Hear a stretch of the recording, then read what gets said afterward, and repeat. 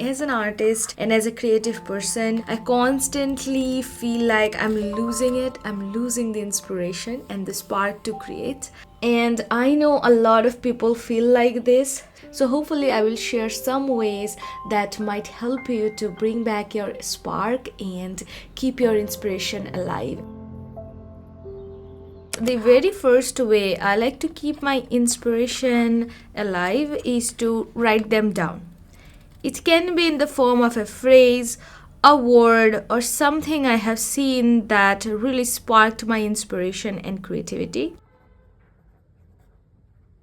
You can go a bit further than that and draw whatever it inspired you to. I sometimes like to draw out the idea, whatever I had, or the vision I had, and mostly the sketch that I made then will be very, very ugly. But this is like part of the process, so I like to embrace it and not feel bad because it doesn't show the whole idea or the vision. Another way I like to keep my visions and my inspirations together and not lose them is by doing nighttime pages.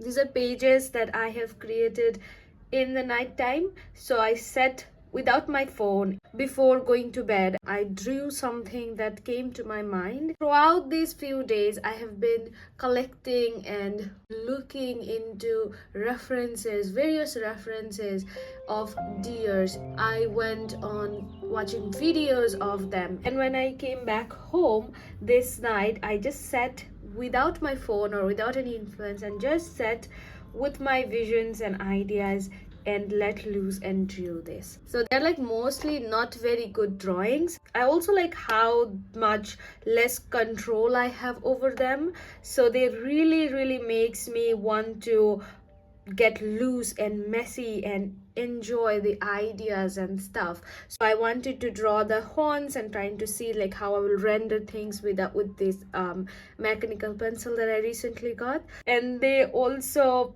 are not very good drawings, but they really help me to keep my visions and my inspirations alive and not lose them in the process.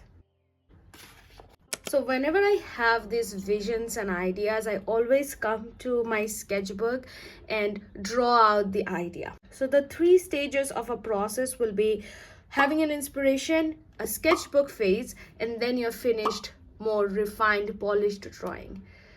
Any artist can have this process. The process can look a little bit lengthy because there is another stage of the phase, which is like you will take the inspiration and just before going to the inspiration to the final piece, you come to the sketchbook and do some stuff. But I like it more this way because I generally end up liking the refined pieces more when I do that. I don't know if that makes sense, but I always saw that if I jump to the finished piece very first, before I do this sketchbook scribble scrabble, I just don't see the vision. I see it more when I have this process. I'm going to be making the piece in here. This is the surface. It is 270 GSM paper, quite thick paper. I will create two of these pieces, and I'm creating today's piece for a charity collaboration, and it's going to be with me and other artists. That's why I'm actually making it here, and I will make two of these pieces. But before I do that, I wanted to quickly share with you this pencil that I got. So this is a new pen I have ordered from this brand. I have heard so many good things about this brand, so I've never really used their pen before. I have their retractable eraser. This is from Tombow, and it's really nice, like a nice tool, but I never really used their mechanical pencil. It looks really good and it's very sleek and everything, so I thought I will use it and try to figure it out. I got this because I wanted to give my honest review over on my Patreon. But I thought first let me try it out a little bit, right? Draw a bit of pieces with these tool first before I go and do that. This is how it opens up. Unlike other mechanical pencils, the body is plastic. Obviously, it feels a little light, but overall I like the design and everything. I'm going to use this mechanical pencil, trying it out while I work on them and finish these pieces. I wanted to work on them as soon as possible so I can, put them out there.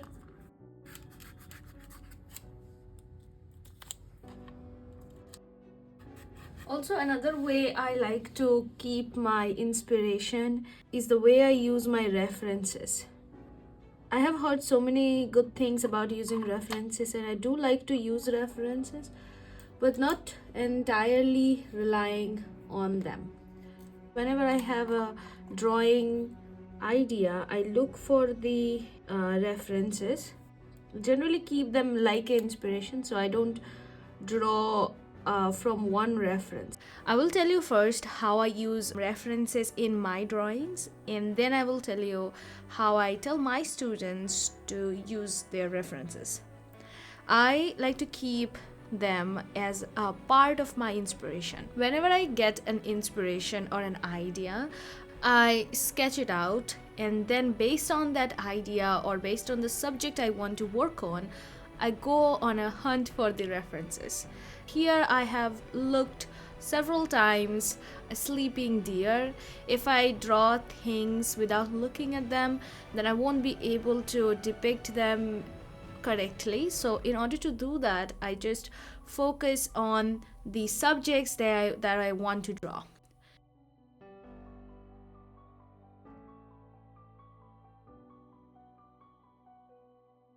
Here I have looked for a lot of deer references, their ears, and then the mouth structure, the nose structure, all of those things. So part by part, I have seen references to help me get their features right.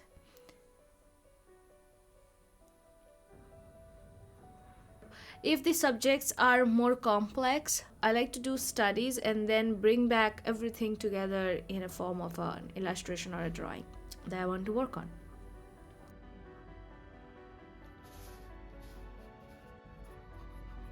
So basically, this is how I like to use my references. I rely on them very loosely.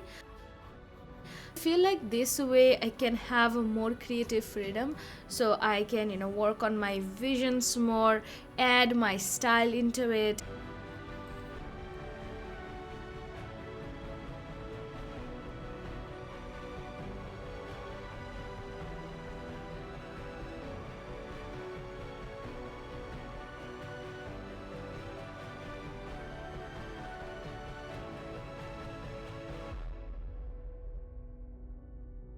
Okay, here is the first piece.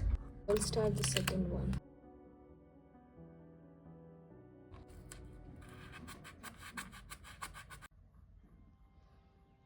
If you feel uninspired and stuck, unable to draw, creating can be very hard at those times. But you can look for various references that can motivate you to get your creativity back.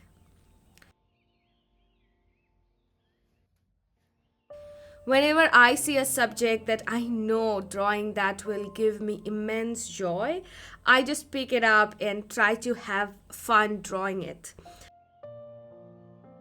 References can definitely help you to bring back your creativity and inspire you to make art again. Speaking more of inspiration, here is another way to bring it back and keep it alive, which is to spend time consuming other forms of art. It should be something not visual, although that's fine too. I like to read poems. Reading them makes me able to visualize and imagine stuff, kind of like form of daydreaming for me. It can also be watching your favorite movie that really motivate you, or it can also be listening to songs. I find poems and songs very similar, although songs have more melodies, and hence they can also bring back inspiration for you. So it doesn't really matter what other forms of art you're consuming. If it helped you to bring back your creativity and inspiration, keep doing it, so it will again help you to bring it back.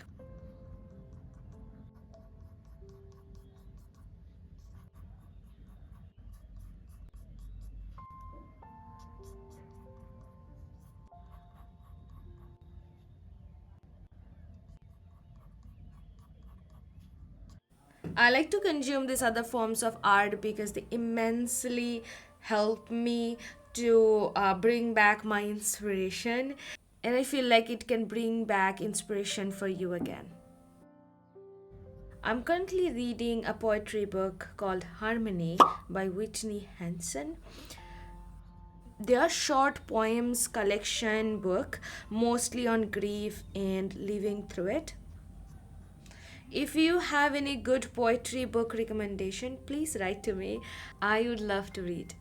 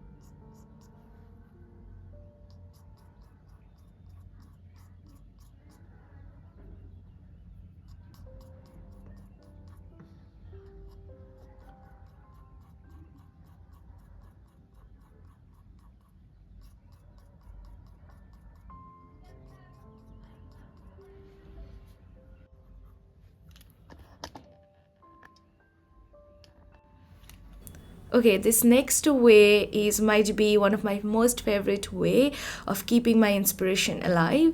I almost didn't share this here because I was worried that it might sound a little bit weird and not everybody will understand it. But this is why we share a story. Some people might find it cool. I feel like this is the best way to keep your inspiration alive is to look for them in your surroundings. Try to find your inspiration in mundane and ordinary things. I have stopped doing it actually and stopped looking around. I feel like this is one of the best way to keep the inspiration going. The other day, I found this little one. She was injured and she was very near to the end of her lifespan. And I found her in the streets. I generally don't pick up things like that, but I picked her up and I made a little bit of comfort for her before she ends her lifespan. And it was a really beautiful moment for me. So to keep the moment alive, I made these few little sketches. For me, drawing them was connecting myself with these little moment of my life. I made two of these. I'm going to make one more over here now. And I did not record them when I made this, but I'm going to record this one so you can see it. I feel like this is the best way to keep your inspiration because there are so much beautiful things surrounding us that we miss because we are just busy. All of these drawings that I created, uh, both the sleeping deer drawings, they will go for a charity collab. I never really did anything like this before, making my art available. I will try to put these also as a small little original artworks, but I don't know if I will be able to. I have to ask them. For me, these drawings are so special. I can't even tell you how special they are for me. And I feel like this is the best way to keep your inspiration alive.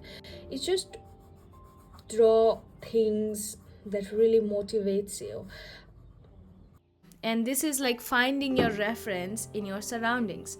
And what I like most about this way of drawing is the pieces that you create then will be very, very personal. Sometimes I draw my morning teacup.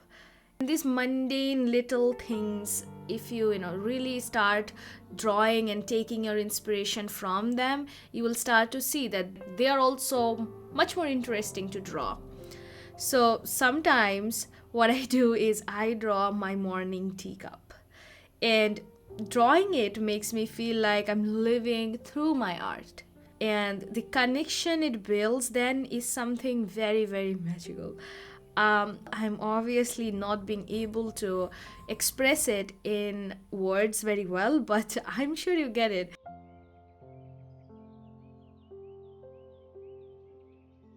So when you look for art in mundane little things, I really enjoyed that little moment that happened to me, and I wanted to hold on to it. And when you do that, you feel very, very connected to this world, and it becomes a little bit more than just a piece of paper.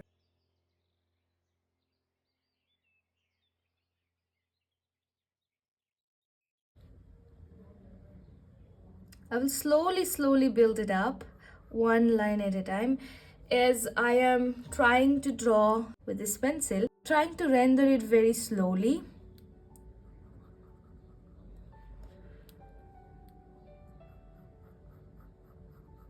one line at a time. Some are vertical, some are horizontal.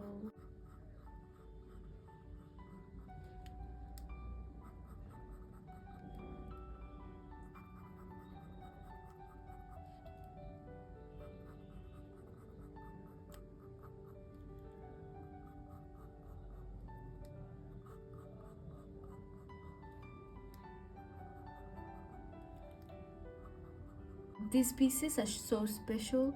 They have so much meaning. I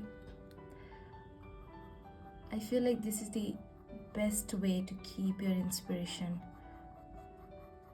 To draw something very, very close to you. And I don't know if you as an artist did it before, but whenever I go out, I try to notice things, this kind of small things. I stopped doing it as I grew up more and more, but I am trying to, remember like how interested I was looking into those things. I want to keep one for myself, and I can always create more of these. I have so many photos of her. I hope you can see the lines here. I'm making them one at a time, but now I will just increase the contrast by go all over them again and darkening it up a little bit. Because she has a lot of patterns, I'm trying to darken the patterns, just the patterns, so they pop up more and have a good contrast in them. I have to make a bit more drawings before I give my review over on my Patreon, but I think for now, with these pieces that I have created, I liked how it feels. First few times I had a little bit of difficulty, as you might get while working and using a new tool. I've always been comfortable drawing with mechanical pencils, but I have been drawing with the Pentel mechanical pencils for so long. I thought it's time for me to try out different options, and maybe if I don't like these, or maybe if I think that I can obviously go back to those ones, the Pentel metallic ones. I'm going to increase some more contrast over here now.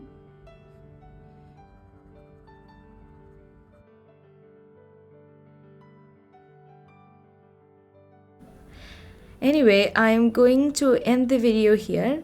I will finish making them and maybe take some photos, email these pieces, and get them ready to go up on the website for the donation. And then I'll probably go start working and looking for more inspirations to draw my next piece. I will see you soon.